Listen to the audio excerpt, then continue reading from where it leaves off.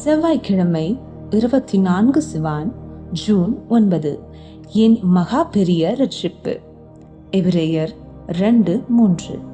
முதலாவது கர்த்தர் மூலமாய் அறிவிக்கப்பட்டு பின்பு அவரிடத்தில் கேட்டவர்களாலே நமக்கு உறுதியாக்கப்பட்டதும் தேவன் தாமே சாட்சி கொடுத்ததுமாயிருக்கிற இவ்வளவு பெரிதான ரட்சிப்பை குறித்து நாம் கவலையற்றிருப்போமானால் தண்டனைக்கு எப்படி தப்பித்துக் கொள்வோம்? நாம் உலகத்தின் கடைசி நாட்களில் வாழ்ந்து கொண்டிருக்கிறோம் என்பதும் இதனால் வாழ்க்கை மிகவும் அபாயகரமானதாக மாறியுள்ளது என்பதும் அனைவரும் அறிந்த ஒரு இரகசியமாகும்.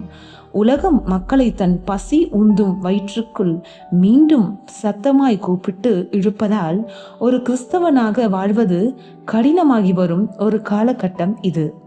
இந்த வாழ்க்கையில், குறிப்பாக இந்த கடைசி நாட்களில் உங்களுக்கு மிகவும் விலையேற பெற்ற ஒன்றாக ஏதேனும் இருக்க வேண்டும் என்றால் அது உங்களுடைய சொந்த ரட்சிப்பாகத்தான் இருக்க வேண்டும். இன்றைய நமது வேத வசனம் கூறுகிறது, இவ்வளவு பெரிதான ரட்சிப்பை குறித்து நாம் அசட்டையாயிருந்தால் எப்படி தப்பித்துக் கொள்வோம் என்று. உங்களுடைய ரட்சிப்பு தான் உங்கள் வாழ்க்கையின் மிக முக்கியமான சொத்து ஆகும். அதை பாதுகாத்துக் கொள்ளுங்கள். நீங்கள் தேவனுடைய வெளிச்சத்திலும் ரட்சிப்பின் முழுமையிலும் நடக்கிறீர்களா என்பதை உறுதிப்படுத்திக் கொள்ளுங்கள். அவர் கூறினார், பயத்தோடும் நடுக்கத்தோடும் உங்கள் ரட்சிப்பு நிறைவேற பிரயாசப்படுங்கள். பிலிப்பியர் 2:12. நீங்கள் ஒரு வெற்றிகரமான தொழிலதிபராகவோ அல்லது போதகராகவோ இருக்கலாம். வாழ்க்கையில் நீங்கள் என்னத்தான் சாதனைகள் செய்திருந்தாலும் உங்கள் ரட்சிப்பு இல்லாவிட்டால் அவை அனைத்தும் வீணாகிவிடும். ராஜா இயேசு மார்க்கு 8:36 கூறினார், மனுஷன் உலகம் முழுவதையும் ஆதாயப்படுத்தி கொண்டாலும் தன் ஜீவனை நஷ்டப்படுத்தினால் அவனுக்கு லாபம் என்ன? நீங்கள் எத்தனை மாநாடுகளை நடத்தினீர்கள் அல்லது அவற்றில் கலந்து கொண்டீர்கள் அல்லது எத்தனை பேருக்கு உதவினீர்கள் என்பது முக்கியமல்ல. உங்கள் ரட்சிப்பு இல்லை என்றால் அவற்றுக்கு எந்த அர்த்தமும் இல்லை.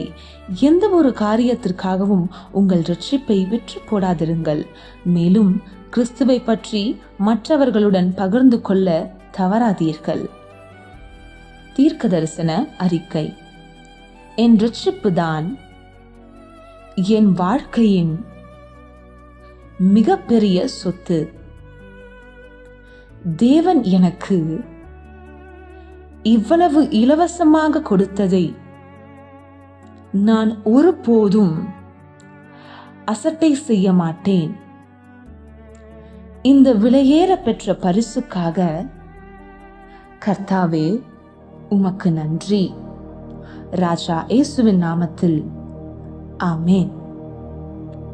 மேற்கொண்ட தியானம் ரோமர் 1:16. உங்கள் 365 நாள் வேத வாசிப்பு திட்டத்தை தொடங்க நீங்கள் தயாரா?